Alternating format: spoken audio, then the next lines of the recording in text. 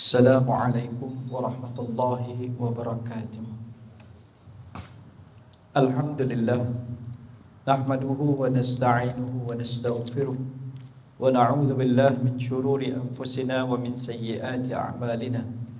May yahdihillahu fala mudilla lahu wa may yudlil fala hadiya lahu. Wa nashhadu an la ilaha illallah wa nashhadu anna Muhammadan 'abduhu wa rasuluh. Qala rabbi shrah li sadri wa yassir li amri wahlul 'uqdatam min lisani yafqahu qawli.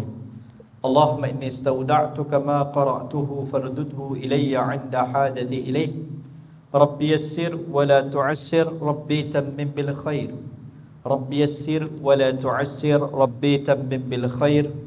Rabbi yassir wa la tu'assir, Rabbi tammim bil khair. Allahumma alhimna marashida umurina وأعذنا من شرور أنفسنا برحمتك يا أرحم الراحمين. قال الله سبحانه وتعالى: أعوذ بالله من الشيطان الرجيم. بسم الله الرحمن الرحيم. آمن الرسول بما أنزل إليه من ربه والمؤمنون كل آمن بالله وملائكته وكتبه ورسله. Sadaqallahul aliyyul azim. Allahumma alhimna ilman nafqahu bihi awamiraka wa nawahiyaka warzuqna fahman na'lamu bihi kaifa nunajika ya arhamar rahimin.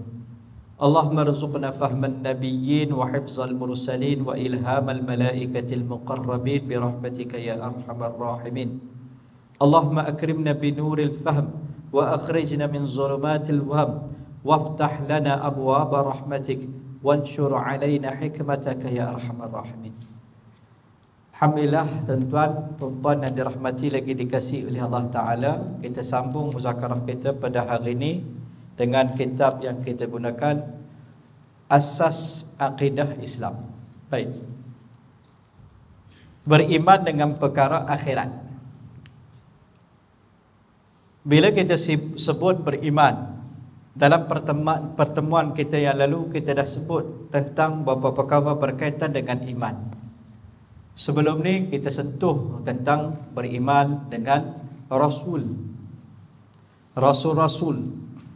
Baik, iman dari segi akidah dia, iman itu di atas manhaj kita Ahlus Sunnah wal Jamaah bermakna at-tasdiq. Kita dah terang panjang. Kemudian kita sebut yang membezakan kafir dan Islam itu adalah syahadah dengan dua kalimah tu. Bila kita menjadi orang yang beriman, bila satu orang tu dia menuturkan dua kalimah syahadah, maka dia menjadi Muslim. Iman akan bertambah dan berkurangan. Bertambah dengan amalan kesalihan, berkurangan dengan dosa dan maksiat. Ziyadatul iman wa naqsuhu. Kita beriman dengan perkara tersebut, kita percaya bahawa iman bertambah dan berkurangan. Kemudian kita mula membincangkan tentang perkara berkaitan dengan rukun-rukun iman. Panjang perbincangan kita dengan rukun iman dan 4 perkara telah pun tamat dalam perbincangan kita. Maksud kedatangan para rasul alaihimussalatu wassalam. Dan kita pada hari ini akan masuk perbincangan perkara berkaitan dengan hari akhirat. Kita dah jawab beberapa syubhat yang dibangkitkan pada pertemuan kita yang lalu. Beriman dengan Rasul ni, apakah semua Nabi-Nabi bawa agama yang berbeza-beza? Ataupun bawa agama yang sama? Hari itu kita dah perbetulkan silap faham yang kadang berlaku, kata Islam ni dibawa datang oleh Nabi Muhammad sallallahu alaihi wasallam. Ini kefahaman yang salah. Bukan berusia 1445-46 tahun, tak. Islam ni asal daripada Nabi Adam alaihissalam, turun-turun main Islam dah lah, kan? Tapi kadang orang kita yang terlebih cerdik ni kadang dia sebut betul lah agama ni kan, Nabi Islam tu kan baru 1400 tahun lebih Ustaz. 1400 tahun lebih, jam lah kita. Kan? Kalau kita dah bubuh lagu tu, jam lah. Itu silap faham yang sangat teruk.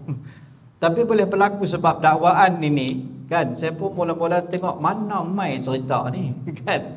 Rupanya perkara ni dibangkitkan di media sosial, kan, oleh golongan yang bukan Islam.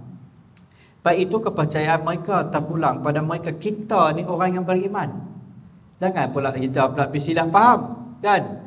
Lepas tu mailah istilah-istilah Islam ni agama bungsu, kan? Jadi pelik-pelik lah. Itu kalau kesempatan masa nanti kita jawab tentang perkara tersebut. Islam adalah satu-satunya agama. Rasul-rasul ni datang, apa yang beza dia? Rasul-rasul ni datang bawa akidah yang sama, tak ada beza apa pun. Agama yang sama. Yang bezanya apa? Syariat mereka saja berbeza. Hukum hakam yang dibawa datang saja berbeza. Yang tu yang berbeza. Zaman Nabi Musa alaihi salam syariat dia berbeza. Zaman Nabi Isa alaihi salam syariat dia berbeza sikit. Zaman Nabi Muhammad sallallahu alaihi wasallam juga syariatnya berbeza dengan dua yang atas dan sebelum-sebelumnya. Itu je beza. Akidah sama, tak ada beza apa. Cuma jangan tanya soalan, zaman Nabi Musa AS ada kitab akidah. Allah macam lah, kan? Orang hari ni punya soalan pelik ben ajaib punya soalan dia tanya, kan? Saya pernah jumpa satu orang hamba Allah, dia ikut zaman Nabi Ibrahim. Lagi dahsyat. Kan? Dalam zaman Nabi Musa AS, Yahudi mendakwa mereka ikut agama. Nabi Isa AS, Nasrani mendakwa mereka ikut agama tu. Kalau Nabi Ibrahim, kita apa yang bekat? Tapi dia kata, dia pakai Al-Quran juga. Ala millati Ibrahim. Quran sebut millah Ibrahim. Jadilah pula agama. Jadi ikut apa? Yang tu dia tak jawab. Dan kita ikut agama yang betul, agama Nabi Ibrahim AS. Pening.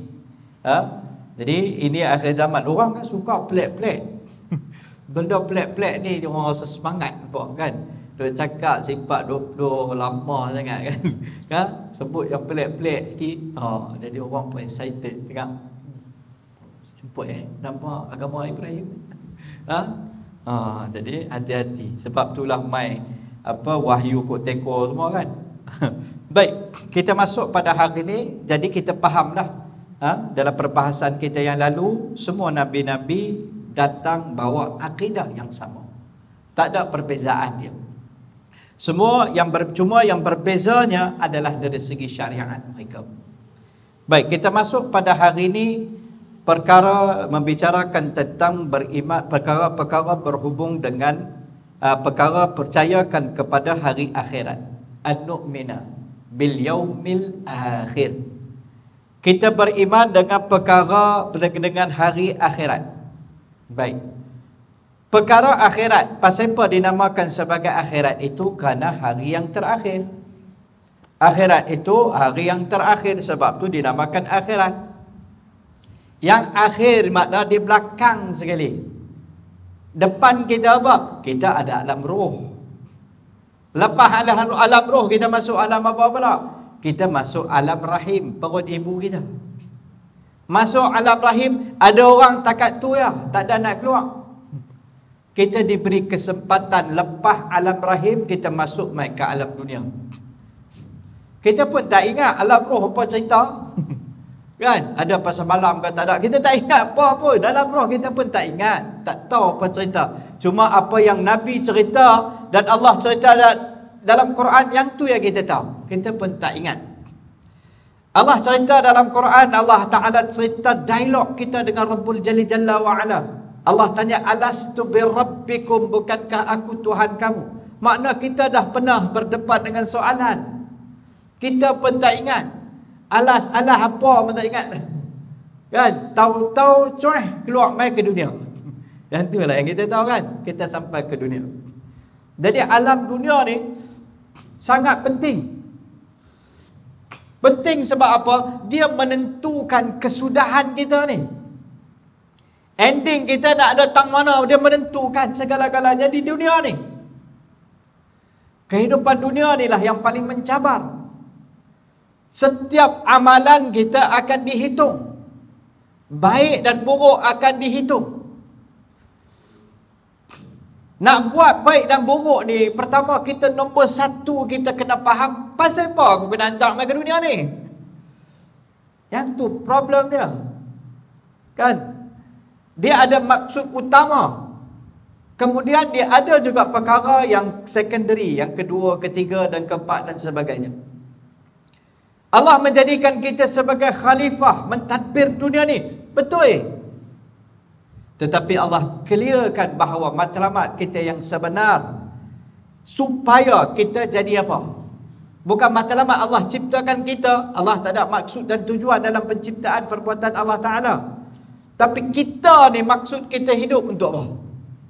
Wa ma khalaqtul jinna wal ins illa liya'budun. Aku tidak menciptakan manusia dan jin melainkan supaya depa ni manusia dan jin ya'budun, menyembah Allah. Jadi kita diciptakan pertama nak jadi hamba Allah. Baik, kita balik, betul ke kita hamba Allah? Selama kita hidup ni, berjayakah kita jadi hamba Allah? Hamba ni, dia punya keinginan adalah semata-mata nak buatkan Tuhan dia suka. Selama aku hidup ni, aku menyukakan Tuhan aku ke, menyukakan aku ke? Kita menjadikan Allah sebagai Tuhan kita dan Tuhan kita ke, ataupun kita menuhankan diri kita sendiri? Ui, bunyi macam kasar. Bukan saya kata, Allah kata. Allah kata dalam Quran, Allah Ta'ala sebut, tidakkah kamu melihat orang yang ittakhadha ja'ala, telah menjadikan ilah, Tuhan dia, hawa nafsu dia. Taklah kita nak hidup ni, kita nak buat apa, kita buat lah dulu. Akhirat nanti kita tengok lah. Dia tukar ya. Kan? Tukar bahasa tadi macam bunyi nak jadi Tuhan buat besar apa ni, tuduhan ni besar. Tak, buat dulu. Akhirat nanti kita tengok. Yang tu maksud apa? Apa kita nak buat, kita buat dulu. Maksud dia apa? Kita ikut jalani kehidupan ni, ikut diri kita, keinginan kita. Itu yang Allah sebut dalam Quran. Ittakhadah ilahahu hawa. Hawa nafsu jadi ke Tuhan.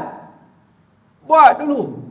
Kalau nak ikut perintah Allah, Rasul ni semua kan, bukan tak boleh lah. Tapi tahulah kan, zaman ni, apa maksud dia tu? Zaman ni itulah, lepas itulah maksud dia tu. Kita memanglah orang Islam ni, kita memanglah nak jadikan Allah dan Rasul ni sebagai rujukan kita. Tapi tahu itulah, nanti habis, musnah, habis semua dari depan.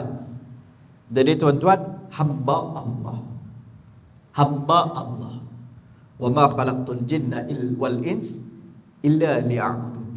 Supaya kita menyembah Allah. Hamba matlamat dia menggembirakan Tuhan dia, menyebabkan Tuhan dia rida dengan dia, bahasa yang lain, suka dengan kita. Apa-apa yang kita dok buat selama ni menyukakan Allah. Baik, menyukakan Allah di mana? Daripada 5 cabang agama. Dari bab akidah kita menyukakan Allah dari hati kita, menyukakan Allah dalam ibadah kita, menyukakan Allah dalam muamalah kita, menyukakan Allah dalam muasyarah kita, menyukakan Allah dalam perkara berkaitan dengan akhlakiyah kita.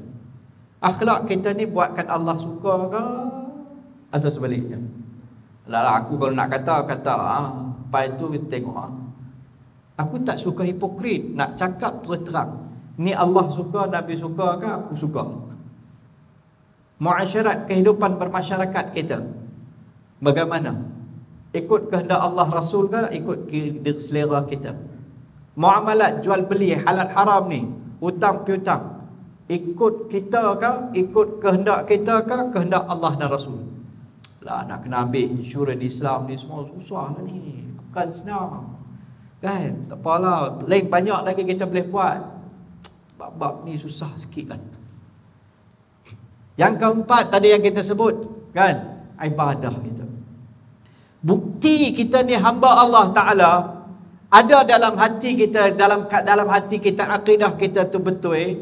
Bukti dia nombor 1 dalam ibadah. Ya, ada orang yang saleh dalam ibadah, tapi dalam sosial dia, kehidupan dia bukan saleh, toleh bin koleh. Memang ada. Tahan tutup saya cerita lah, bangun subuh, bayang berjemaah, bagus. Tetapi bila bagi duit, al-habwi. Ada orang dalam sosial, dia problem. Dalam muamalat, dia problem. Hubungan dengan masyarakat, problem. Jual beli, problem. Cakap tak tahu jaga hati orang, melukakan hati orang. Ada. Dia tak saleh dalam kehidupan sosial dia. Tetapi bukti nombor satu dalam ibadah dia. Ngani lepas ucap kalimah, nombor satu salah. Salah nombor satu tu dah pi. Bahasa Penang lah, pi orang dia. Lingkup lah.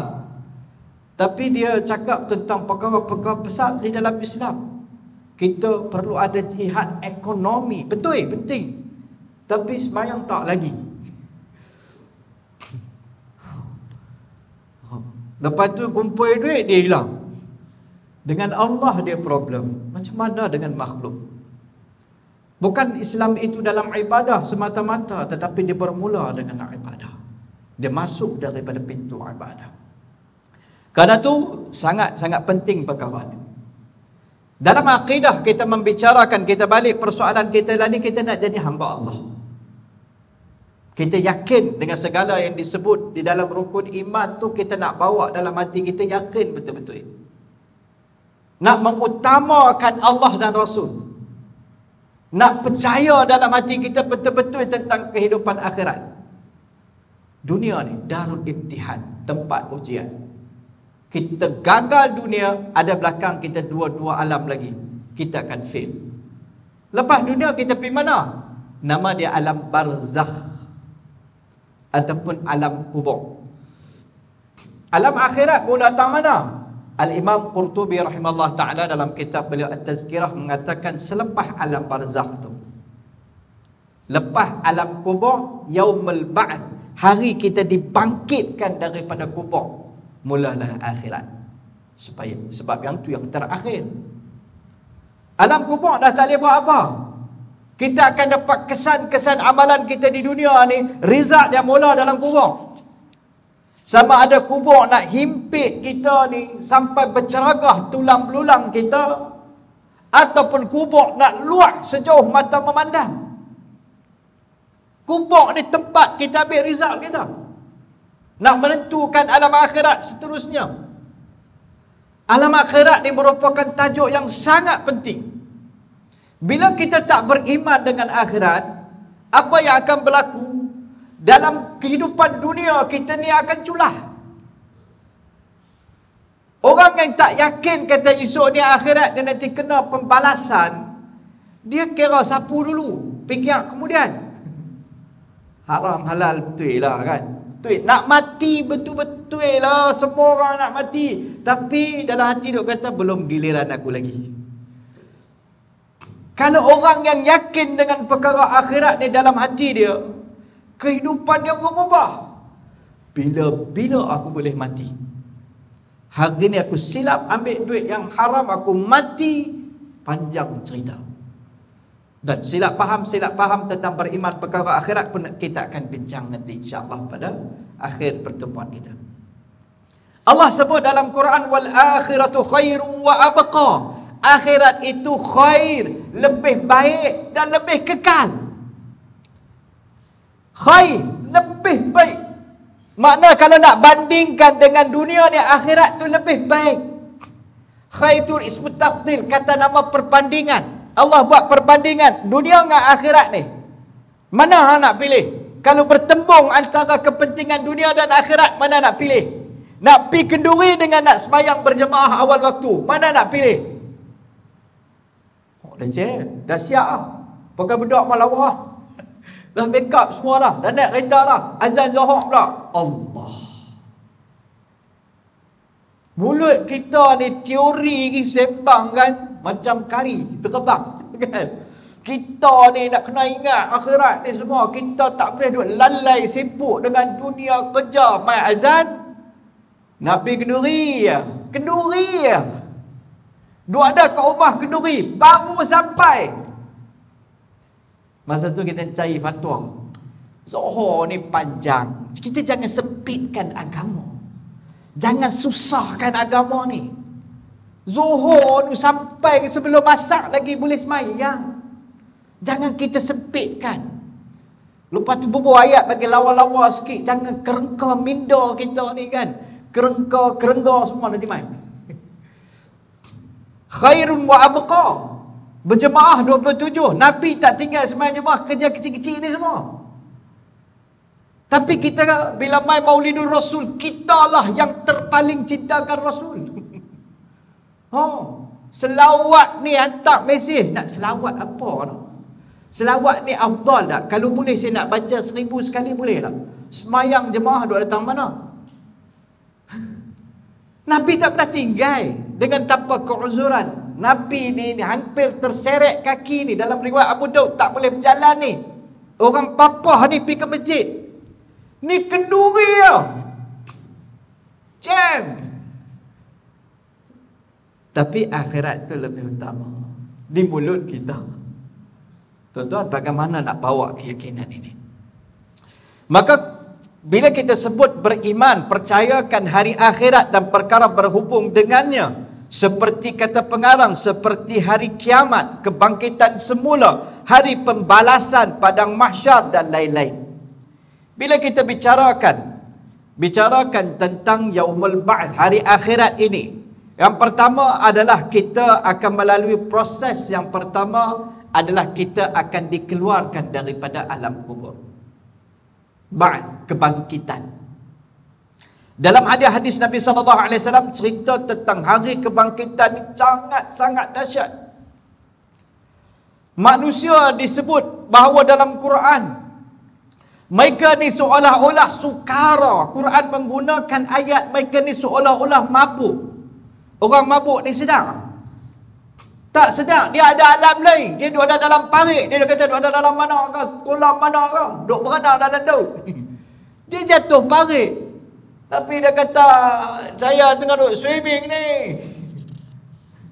So, alam dia lain. Sukara. Wa ma hum bisukara. Allah kata bukan mereka mabuk. Cerita bila kita dibangkitkan tu pasal apa? Jadi situasi dalam keadaan lagu tu dia berdengung dalam kubur ke? Dah. Al-khawf, ketakutan pada hari itu. Aisyah radhiyallahu anha pernah tanya pada Nabi bila Nabi cerita manusia dibangkitkan di padang mahsyar nanti dalam keadaan tidak berpakaian, tak ada satu helai urat benang pun.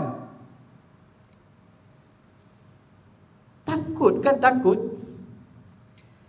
Jadi Aisyah kata, idzan yanzuru ba'dhum ba'dha. Nanti tak malu ke orang pada ketika seorang akan saling melihat antara satu sama lain, lelaki dengan perempuan kalau tak ada pakaian? Nabi sebut sallallahu alaihi wasallam pada hari tersebut, lafaz yang Nabi guna asyad khauf. Manusia dalam keadaan kemuncak ketakutan.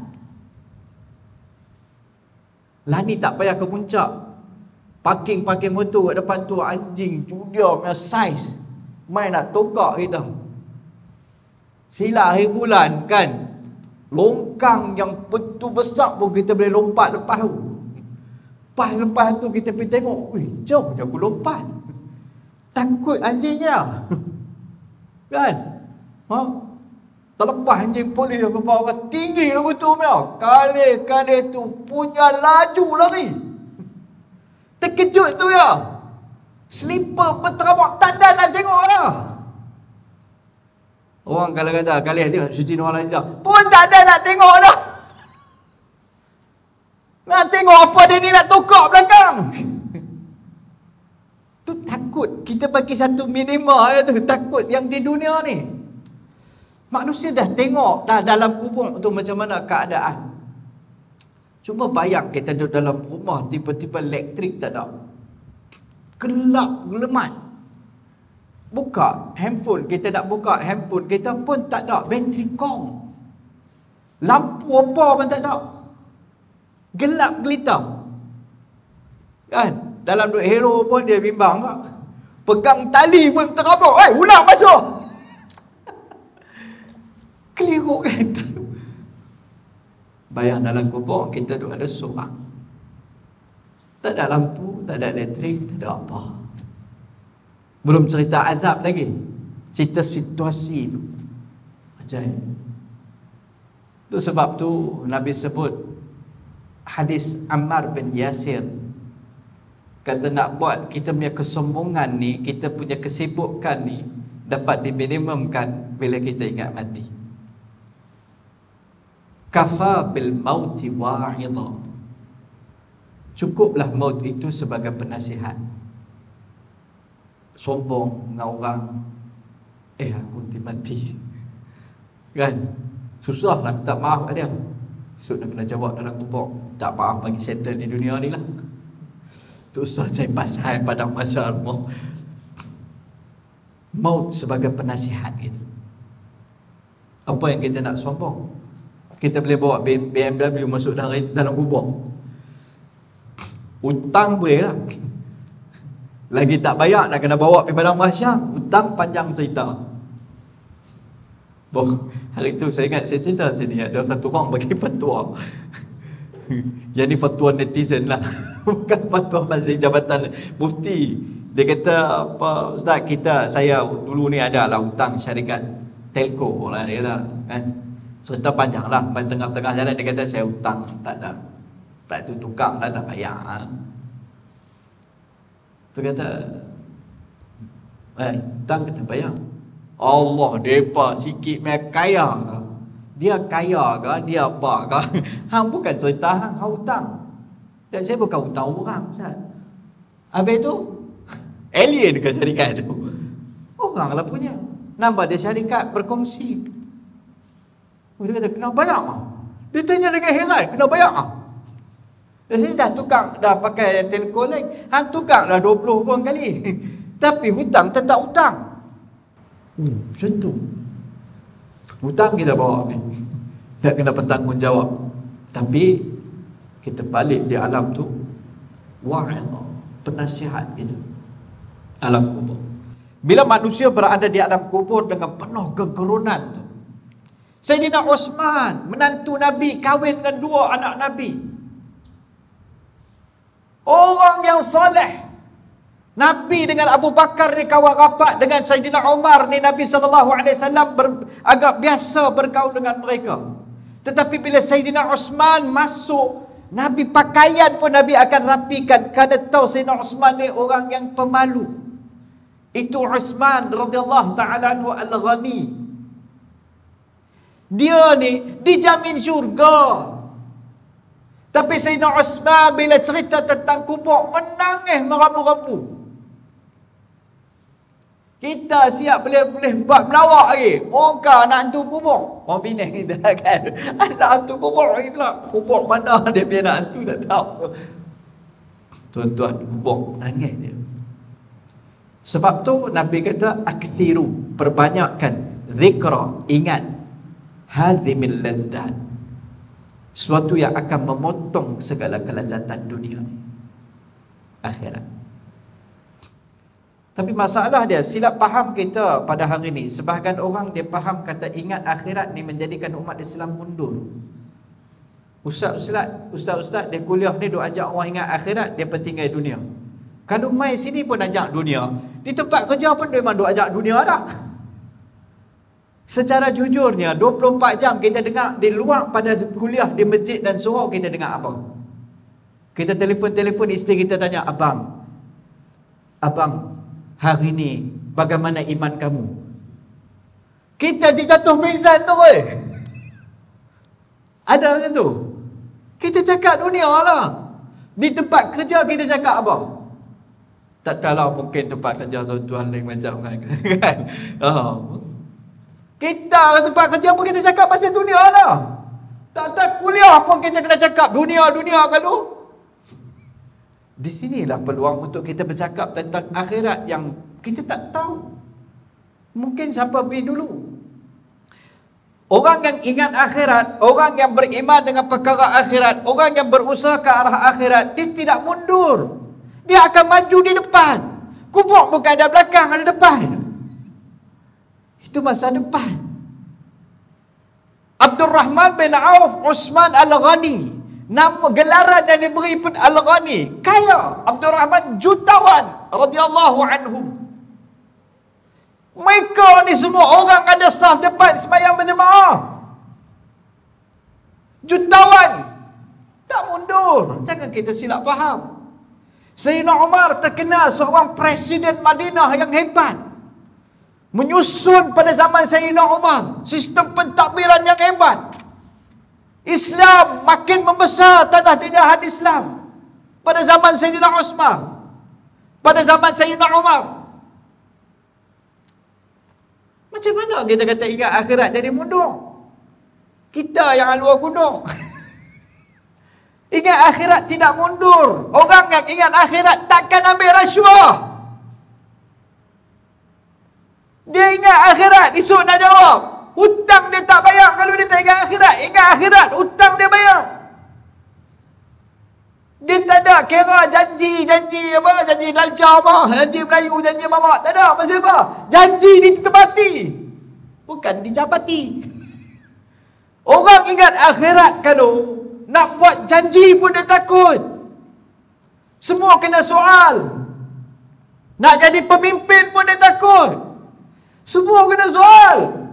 Paling teruk kena soal di yaumul qiyamah nanti adalah pemimpin. Disoal satu-satu tentang amanah yang diberi. Kerana tu dia tak akan jadi pemimpin. Tak. Kalau dia jadi pemimpin, ada hadis yang lain cerita tentang Allah Ta'ala akan bantu dia. Kalau dia jujur, dia benarkan jalan pahala dia besar.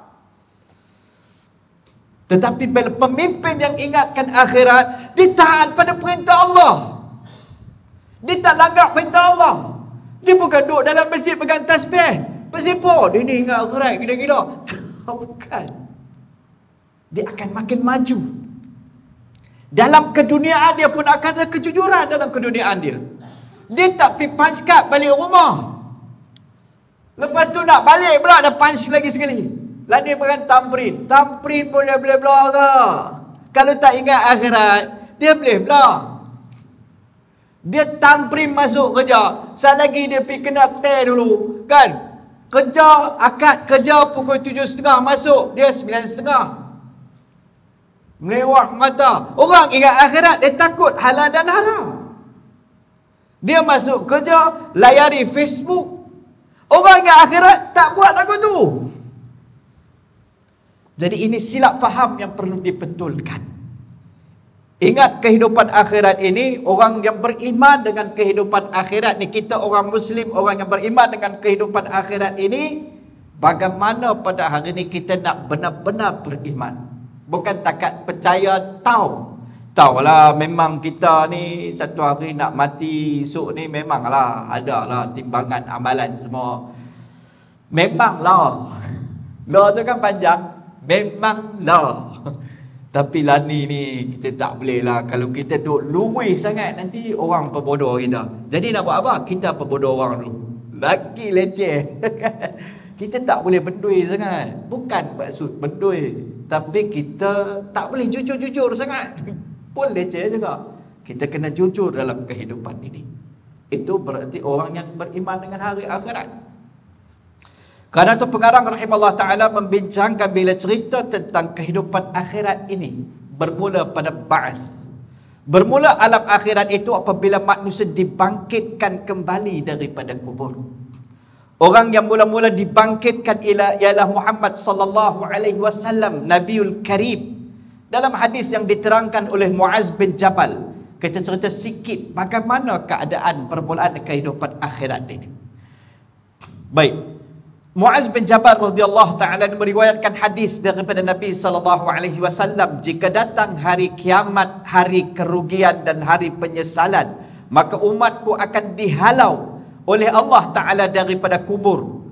Daripada kubur mereka menjadi 10 golongan. Al-Hasyar. Ba'ath dibangkitkan daripada kubur. Kemudian dihasyar. Hasyar ni halau. Bangkit, dihalau kita semua. Masa tu tak ada pakaian apa pun. Selai pedang pun tak ada. Tapi ketakutan yang amat sangat. Bila kita dihasyar ke mana? Kita sebut ke padang mahsyar. Tempat dihalau. Laisa fiha alam. Padang mahsyar tak ada tanda pun. Jadi orang akan berjalan berduyun-duyun ni. Bayangkan daripada zaman Nabi Adam alaihi salam. Dari zaman Nabi Adam AS sampai ke hari kiamat nanti ni. Berapa juta tahun duk ada dalam kubur, kita tak tahu. Yang pi semua tak patah balik. Kalau dia pi kemarin, esok dia patah balik. Yang dua ada dia pi. Tak ada. Dia punya pasport, visa, pasport dia kena potong habis dah. Dia tak boleh patah balik dah. Hang warga mana pun masuk kubur satu negeri. Dah lah, kami pasport Malaysia boleh pergi mana-mana, masuk dalam kubur boleh pergi mana-mana. Dia lah. Tak ada dah. Satu satu negeri ya. Nama dia alam akhirat ya. Tak boleh minta special lane. VIP ada. Apa yang kita buat balik? Berdasarkan amalan kita. Ada orang yang kubur lagi seluas, sejauh mata memandang. Layanan bagaikan pengantin. Dibuka sejauh 500 tahun haruman kasturi. Daripada syurga, pintu syurga dibuka bauan. Bauan syurga punya harum. Dia ni mungkin di dunia ni, orang kata, orang tak kenal dunia. Mereka ni katak bawah tempurung, bawah tanah, bawah apa tau. Dia dengan akhirat dia. Mungkinlah kan. Mungkinlah kan. Orang mungkin orang pandang kolot lah sebagainya. Tak salah dengan teknologi, jangan silap faham lah kan. Tak salah, cuma bagaimana kita menggunakannya. Baik, hadis ni antara mereka ada yang berbentuk monyet.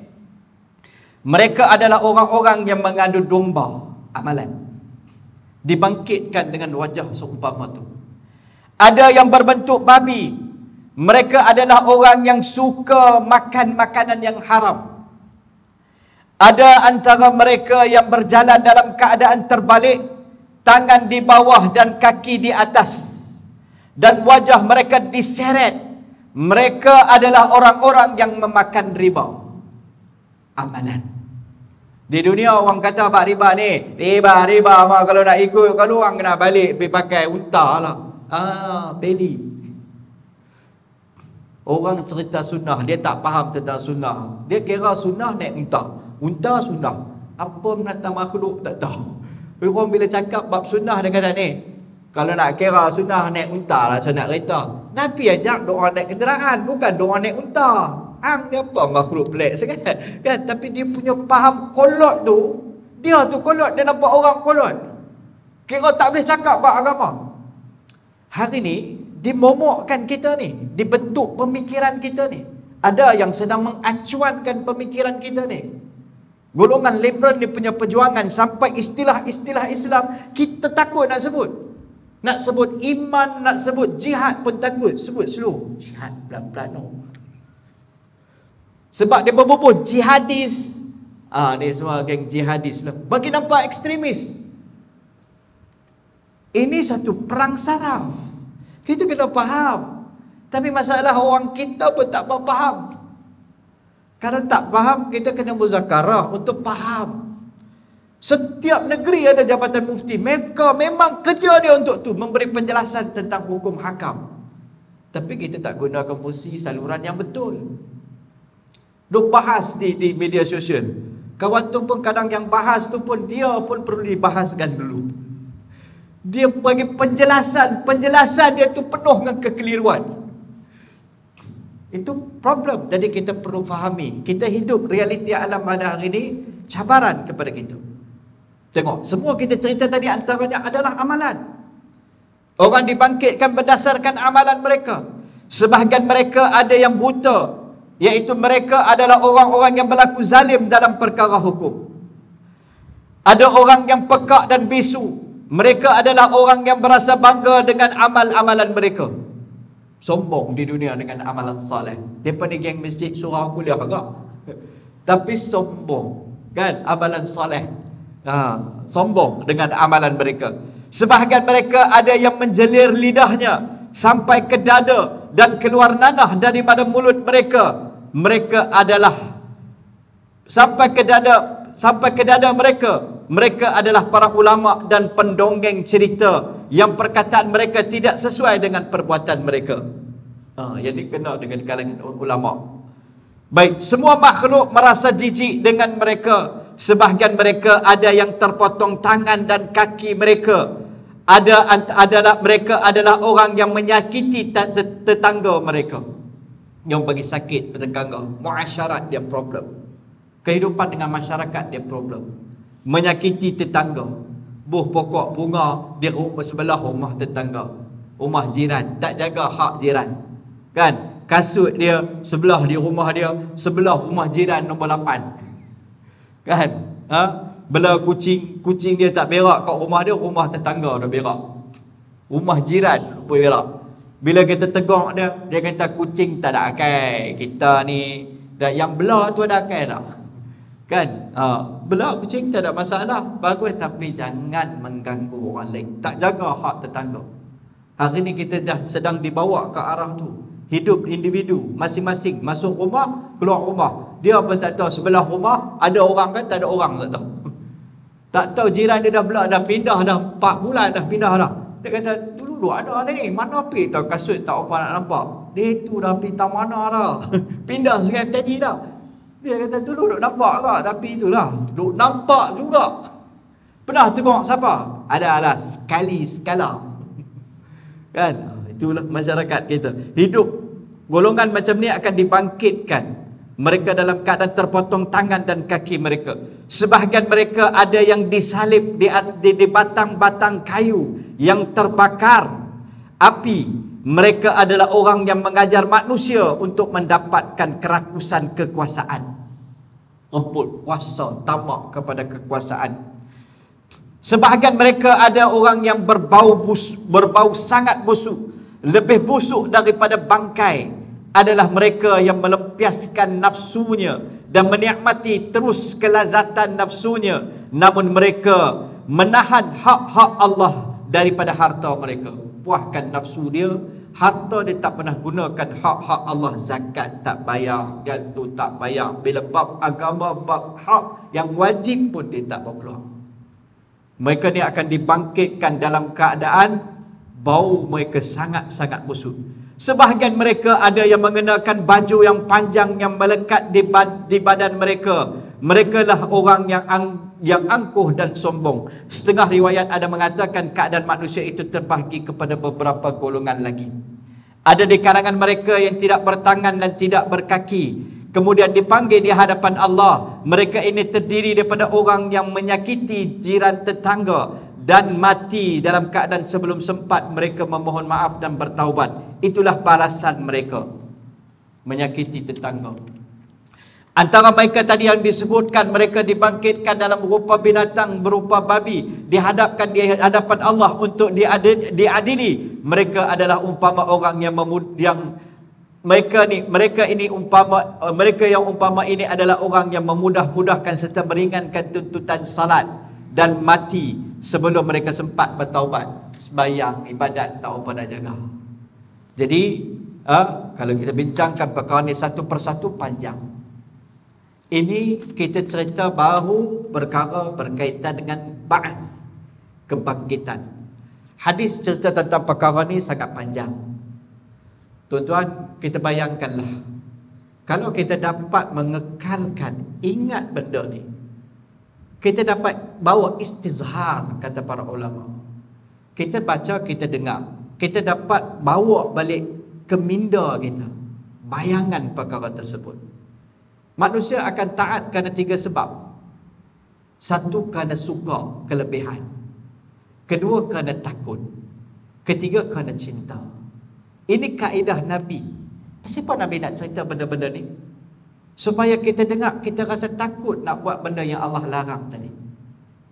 Kita rasa takut nak langgar perintah Allah Ta'ala. Maka dengan sebab tu kita akan taat kepada perintah Allah Ta'ala. Takhwif, menakutkan kita.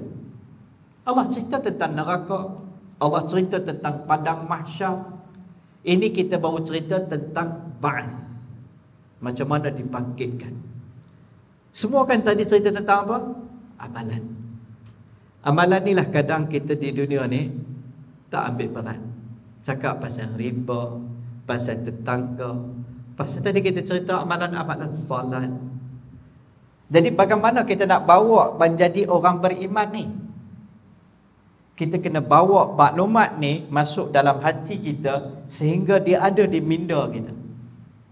Bila dia ada di minda kita, bila kita nak lengahkan salat, kita teringat hadis ni, kita jadi takut nak lengahkan salat. Ada banyak urusan penting, tapi ada yang lebih penting. Kita bukan jumud. Ada benda yang kita boleh urus atau, tapi nak letak keutamaan dalam hidup kita. Bukan senang nak ingat akhirat ni. Dalam kuliah kita boleh dengar, boleh ingat lah. Saat lagi balik, mereka bagi satu remote, terus di remote habis mood semua. Kan? Balik kita pegang smartphone ya, start dengan isu Gaza, lepas itu dia pergi mana ke? Kan? Last sekali sampai ke Netflix, senang-senang, astaghfirullahalazim, pukul 2:30 pagi, boleh tak aku sembahyang tahajud ni? Tadi start Gaza, cantik lah, kan? Ambil maklumat sikit katanya, sikit tu 2:30 pagi, banyak 4:30 pagi. Tuan-tuan, kita yang tahu tentang kita. Nak bawa beriman ini menjadikan kita orang mukmin yang sejati. Kita tak mau takat habis di kuliah. Macam mana kita nak buat? Bercakap, mendengar, berfikir. Mata membaca. Kita kena bawa daripada maklumat ni, bawa ke lidah kita untuk selalu bercakap dengan orang. Bercakap perkara akhirat. Apa yang akan berlaku? Dia akan makin ingat. Berapa peratus yang kita boleh ingat dalam kuliah, dalam keadaan kita hidup sikit kan? Kita letih balik kerja. Bukan faham kita kerja balik letih kan, tapi kita boleh ingat sikit berapa peratus kita boleh bawa balik. Kalau kita kata balik, kita mengajak anak isteri kita. Balik-balik ini kita pun kata ni, abang dengar tadi tentang akhirat ni, dengar tentang yaumul ba'ats. Kan, kalau isteri kita pun mukminah, alhamdulillah. Ya bang, cerita abang. Kalau mukminah, tu sudah buat dah. Sudah jadi ustaz. Cukup dah dekat surau kuliah ke masjid tu cukup dah. Orang letih ni duk akhirat. Bagi makan rebus biji tasbih lagi. Jam. Kat siapa aku nak cerita? Kena ulang balik. Kena cakap balik. Tapi kita perasan dah, nak cerita dunia ni senang, nak cerita akhirat ni kita takut. Yang hebat-hebat orang kan takut. Sekali orang panggil Pak Wali main lah, kan? Atau orang panggil Tok Syekh. Kita pergi pejabat tengok cerita kat member kita, Allah semalam zakrah tentang Ba'ath. Member kita tengok, apa Ba'ath tu? Hari kebangkitan. Lepas ni dia jumpa dari jauh, Syekh! Itulah first and last. Tak berani dah cerita. Kan? Saat lagi kita buat problem sikit, silap kapal sikit. Macam ni ke? Akhirat mah. Muka ni ke? Akhirat mah. Kan? Main lambat sikit, dia pun dibubuh. Hari kebangkitan mana? Kita takut nak cakap akhirat. Tapi demi untuk ingat benda ni, kita kena bercakap. Bila kita mula bercakap, apa yang kita dengar, kita mula sampaikan balik kepada orang, kita akan ingat. Makin banyak kita bercakap, makin banyak kita ingat. Kemudian dia akan sampai ke satu level yang kita panggil istizhar. Kita mampu menzahirkan, menghidupkan dia di dalam minda kita. Bila kita nak buat sesuatu, kita teringat benda tu, dia akan ubah keutamaan dalam hati kita. Kita nak buat yang salah, kita teringat benda tu, kita rasa takut. Perkara ni yang hidup di zaman Nabi sallallahu alaihi wasallam. Inilah proses yang berlaku di zaman Nabi. Sehingga mereka ni menjadi orang-orang yang hebat. Walaupun dia businessman, peniaga yang sibuk, tapi dia ada di masjid pada waktu salat, ada di saf yang pertama, berebut untuk sampai ke saf yang pertama.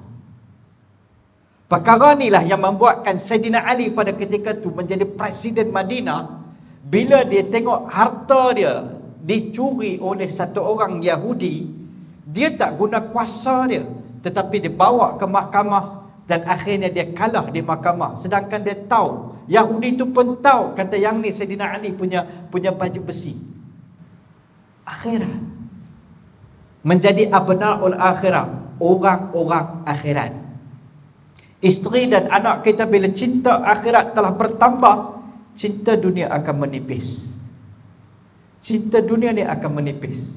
Barulah dalam rumah kita, bila kita bincang nak buat salat tahajud, barulah dalam rumah kita akan ada perbincangan, abang anak-anak kita ni Quran tak boleh lagi, nak kena cari guru, nak kena tengok ni.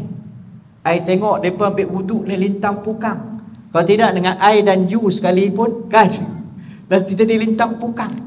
Baru kita akan ambil berat tentang salat, tentang ibadah. Baru kita nampak kekurangan dalam bab agama pada anak-anak kita. Kalau tidak, kita tak nampak pun. Janji mereka semayang, kira okey, alhamdulillah, dia duk pi kafarah. Keutamaan itu, keutamaan akhirat itu, menghidupkan ayat wal akhiratu khairu wa abqa. InsyaAllah dalam pertemuan kita yang lain, kita sambung pula perbincangan kita selepas daripada yaumul ba'th. Tajuk ni panjang, kalau buat pendek, kita ni semua dewasa-dewasa dah kan, kita urai satu persatu agak panjang kan, kita panjangkan sikit, perbahasan tu lebih terperinci supaya kita nampak. Sebab kita nak meyakini, nak hidup dengan benda tersebut. Semoga Allah Ta'ala dengan belas ihsan Dia memberi kepada saya dan kita sama-sama kekuatan untuk menjadi abna'ul akhirah, orang-orang akhirat. Orang akhirat kita tekankan seperti yang kita sebut pada permulaan perbincangan tadi, bukan orang yang meninggalkan kehidupan dunia dan urusan dunia, tetapi orang yang lebih menjadi orang yang lebih tersusun kehidupan dunia. Bila dia bertelamatkan akhirat, bertelamatkan ridha Allah dan Rasul, dia akan jadi hamba Allah. Dia tidak boleh dibeli dengan wang ringgit dan sebagainya. Dia tak jadi hamba dunia. Dia menjadi orang yang merdeka dalam arti kata yang sebenar. Semoga Allah menjadikan kita di kalangan abna'ul akhirah. Allahumma lakal hamd wa lakal syukr ya rabbal alamin. Allahumma salli sallim ala habibina wa qurrati a'yunina Muhammad Mustafa sallallahu alaihi wasallam. Jazallahu anna Muhammadan sallallahu alaihi wasallam ma huwa ahluh. ربنا ظلمنا أنفسنا وإن لم تغفر لنا وترحمنا لنكونن من الخاسرين.